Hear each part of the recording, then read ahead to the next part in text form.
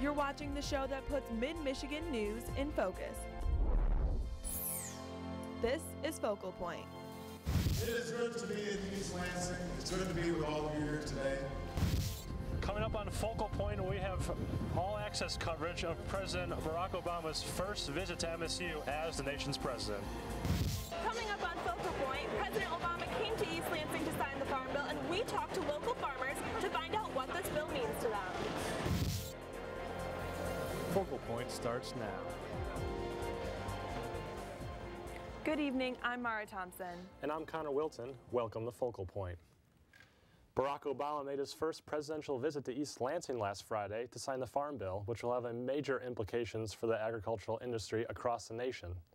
Air Force One touched down at Capital Region International Airport shortly after noon. He was accompanied by U.S. Senators Debbie Stabenow and Carl Levin, and then greeted by Lansing Mayor Virg Bernero. The president spent a few minutes chatting before heading to the Mary Ann McPhail Equine Center on MSU's campus to make a speech and sign the bill. The Agricultural Act of 2014 is the formal name for the Farm Bill, which has taken 3 years to get through Congress. Focal Point's Kevin Burrows was on campus for the president's visit and tells us what this means for everyone, not just farmers. President Barack Obama became the fourth sitting president to ever visit MSU. Go Green! He came here to sign the historic Farm Bill, which will spread out benefits to farmers across the United States. There you go. So we've got to restore the idea of opportunity for all people. The idea that no matter who you are, what you look like, where you came from, how you started out, what your last name is, you can make it. Bio-based manufacturing. Senator Debbie Stabenow is chairwoman of the Senate Agriculture Committee. She helped broker the deal, which took 3 years to get through Congress. Made sure that family farms are protected and small businesses are protected. Any farm bill I sign. Obama said the wide-ranging bill multitasked to help boost jobs, innovation, research, and conservation. Now, despite its name, the Farm Bill is not just about helping farmers. Secretary Vilsack calls it a jobs bill, an innovation bill, an infrastructure bill, a research bill, a conservation bill. It's like a Swiss Army knife. And the president says that the Farm Bill will push close to $3 trillion in America's agriculture economy. After his brief speech to an audience of nearly 400, Obama moved to the ceremonial desk to sign the bill with congressional colleagues looking on. President Barack Obama just signed the Farm Bill here at Michigan State University, and he said that this bill will ensure crop insurance for all farmers and will also provide families with healthy food on their table. Cherry farmer Ben Cross said in the previous Farm Bill his crops could not be insured. So that gives me as a producer a risk management tool to help in a year where we have a weather disaster. I'm able to buy a crop insurance policy just to help with the risk management aspect. The president was here for only an hour, but those in attendance hope his visit will make a long-lasting impact. For Focal Point, I'm Kevin Burrows. Many outside the farming industry wondered why he chose to sign it here at MSU. Even though Michigan Senator Debbie Stabenow authored the bill, it was more than just a favor to her. To be in East Lansing, it's good to be with the stroke of his pen, the deal was done. President Barack Obama signed the 2014 Farm Bill into law. There you go. The new law affects the entire nation, but Obama's trip to Michigan acknowledges that this bill is especially important for Michiganders. Our Senator Debbie Stabenow has worked so hard on the Farm Bill. As the chairwoman of the Senate Agricultural Committee, Michigan Senator Debbie Stabenow authored the bill and worked for 3 years to push it through Congress. Thanks to a whole lot of hard work, we've arrived at a Farm Bill that works for every American. And the bill being signed here at Michigan State University is more than just a respectful nod to Senator Stabenow's alma mater. Michigan State University, formerly Michigan Agricultural College, was established as the Pioneer Land Grant College, which meant the government could grant land for research and teaching in agriculture. The agricultural background that this institution has, its connection to a lot of the policies that are in this bill are one of the reasons why the president's here in East Lansing. But Michigan's success in agriculture might have been the biggest reason for Obama to sign it here. We're second only to California in diversity. Our dairy industry is the 8th largest dairy industry in the nation. The productivity of our dairy cows in Michigan is 5th in the nation. So there's so much to be proud of in this state, and it's, you know, we're getting a day news around the world, and this is great. Thank you, President Barack Obama. During his time in Michigan, President Obama also took a chance to look at the biotechnology development. The president took time to tour MSU's Michigan Biotechnology Institute along with Agriculture Secretary Tom Vilsack. President Obama and Secretary Vilsack both donned goggles to see firsthand the research being done on plant byproducts. These byproducts will be used as an alternative source for food and fuel for livestock in a more energy-efficient way. President Obama was impressed with the work being done here at Michigan. Although the event at the Equine Center wasn't open to the public, that didn't stop dozens of folks on campus from finding a way to participate. Focal Point's Nick Blaskowski joins us now for more on the hoopla surrounding the president's arrival. That's right. Bitter cold wind chills couldn't keep spectators away from trying to get a glimpse of the presidential motorcade and a chance for a lifetime memory. It was no ordinary day here as throngs of people gathered, hoping to catch a glimpse of the president while trying not to catch a cold. It was really rough. Yeah. Made some sense. Yeah. Wanted to see Obama. With the president's route from the airport to campus an unknown, crowds could only speculate on where might be the best spot to watch for the presidential motorcade. But ultimately, they were able to follow the lead of Secret Service agents and police who began to put up barriers on the corner of Wilson and Bogue Streets. From patrols on the ground, to the tops of campus buildings, to even choppers overhead, security was extremely tight all day. The MSU K-9 team did their part to chip in as well. I'm outside here as the crowd is starting to gather for the motorcade of President Obama to come on through. What do you think about President Obama's visit today? Well, we're really happy that he's here coming to campus. We're even more excited that he's acting on climate. There's a lot of provisions in the Farm Bill that support Michigan's agricultural heritage. A lot of farmers have been hurt by extreme weather patterns, and some of the emergency assistance will help protect our Great Lakes way of life. Others were not as happy, treating the president's visit as an opportunity to protest against such issues as affordable health care and unemployment. The students here are having a increased debt, a federal government. They have increased student loan debt and no promise of jobs when they graduate. I think he needs to answer to that. Those who toughed out the cold temps were rewarded as the presidential motorcade finally came through campus, a scene that likely happens every day somewhere, becoming a lifetime memory for those on hand to witness it. It was super exciting being here. As cold as it is, it was like a piece of history being able to see the president, like only second president to come here, so it's definitely sweet to be part of history. For Focal Point, I'm Nick Blaskowski. Definitely a historic day here in East Lansing.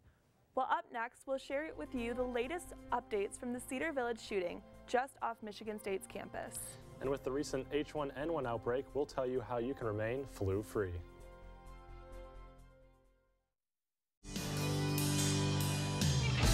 They've been called leaders, lifesavers, and world changers.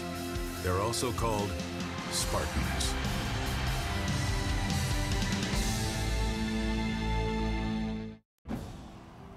There are moments of triumph, of discovery, and achievement. But what makes these moments possible? It's the early mornings, the late nights.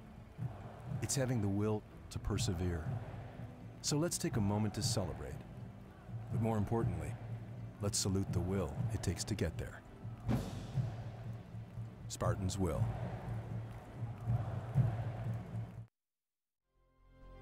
Last month, many MSU students and East Lansing residents were on edge after they received a text message alerting them to a shooting near campus. And East Lansing police are still investigating the incident.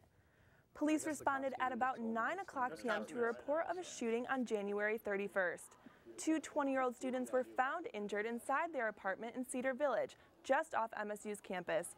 20-year-old Dominic Nolf died at the hospital from multiple gunshot wounds.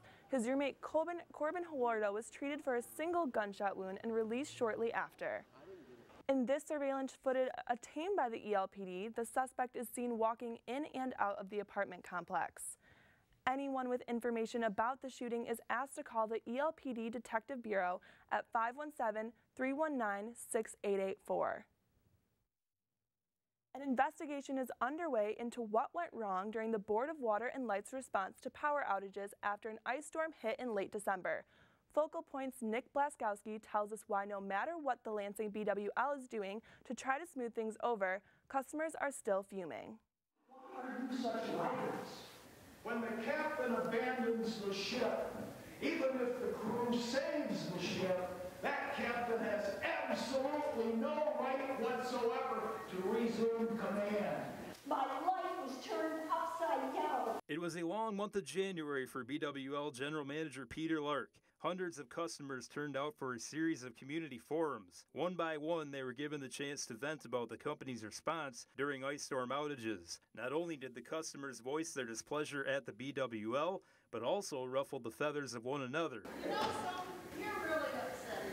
Well, with several more weeks of a cold winter on the way, this 125-year-old utility is still feeling the heat. The Board of Water and Light is doing what it can to win back the trust of customers, including writing a letter of apology. BWL spokesperson says all of the feedback it receives won't fall on deaf ears as it reviews its crisis plan moving forward. State Representative Sam Singh of East Lansing says he's pleased an independent review of the BWL's response is underway.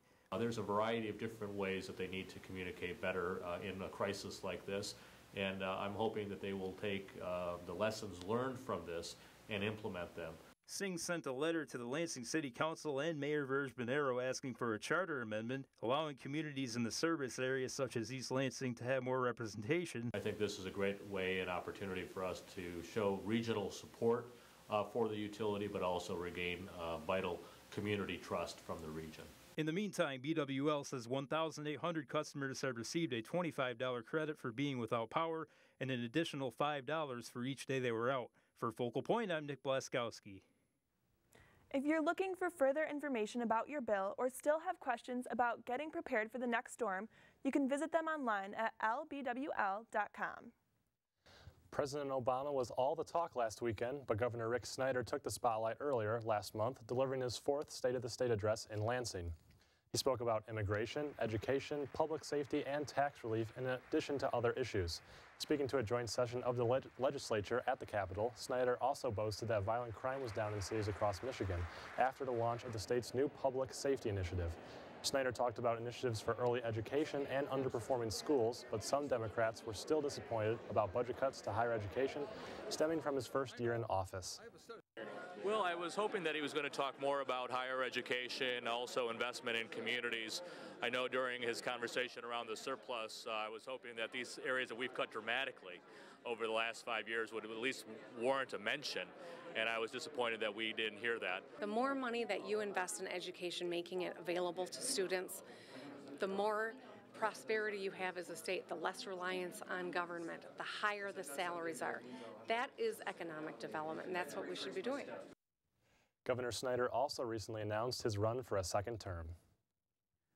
Martin Luther King's birthday is a second chance for many to commemorate his fight for civil rights. With classes canceled on MSU's campus January 20th, members of Alpha Phi Alpha fraternity taught a lesson of their own with their annual march and celebration. I was there to capture all the day's sights and sounds. Ladies and gentlemen, it is an honor to stand before you today and commemorate the great achievements, revolution, and the fight for justice Dr. Martin Luther King Jr. accomplished. Ready? We're here to celebrate, the life and the legacy of brother Dr. Martin Luther King. And, pretty much this march is to show our appreciation and our love for everything that he's done for us and the way and the path that he's paved for all of us African Americans today. I still have a dream. It is a dream deeply rooted in the American dream. I have a dream that one day this nation will rise up and live out the true meaning of its creed. We hold these truths to be self-evident and that all men are created equal. Dr. King had a dream. The dream was steeped in reality, that the future could be better, and only with enlightened, sharp, energetic, talented minds that we have in front of us can it go forward. So I say to you, we all can be free at last, but you're going to have to carry your part of it.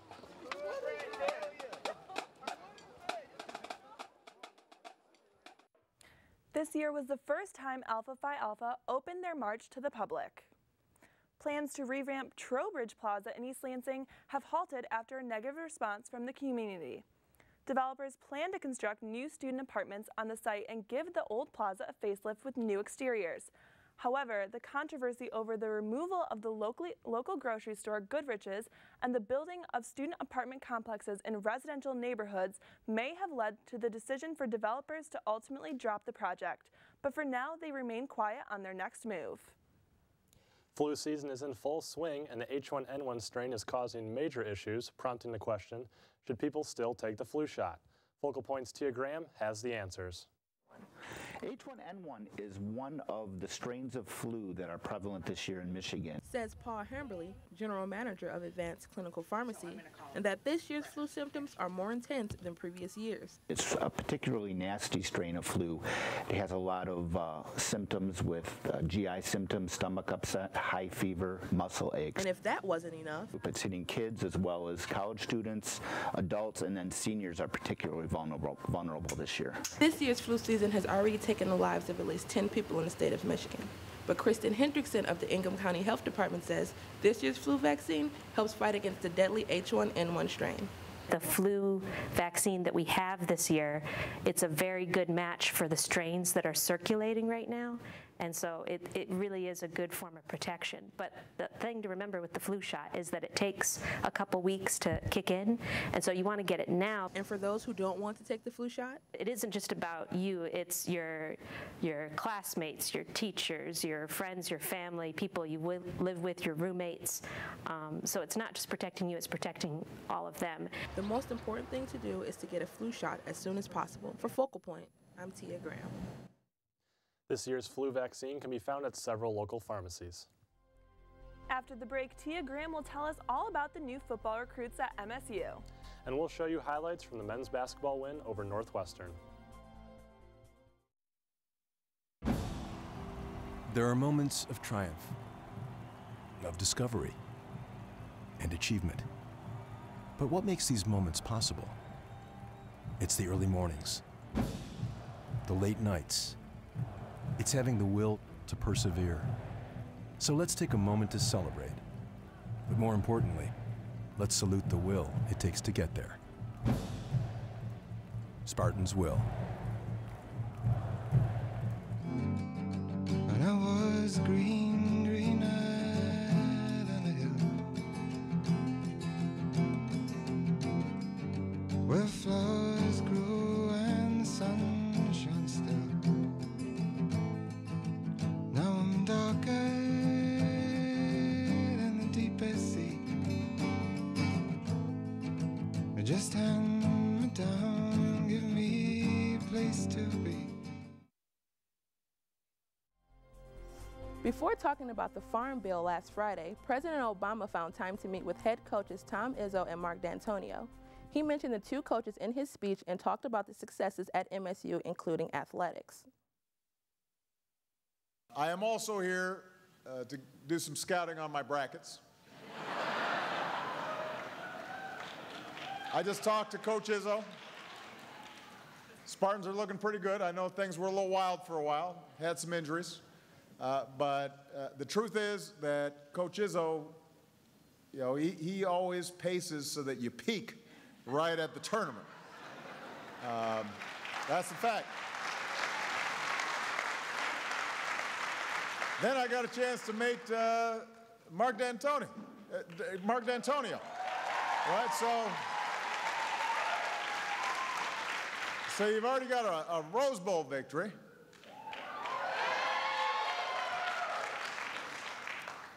You guys you're greedy.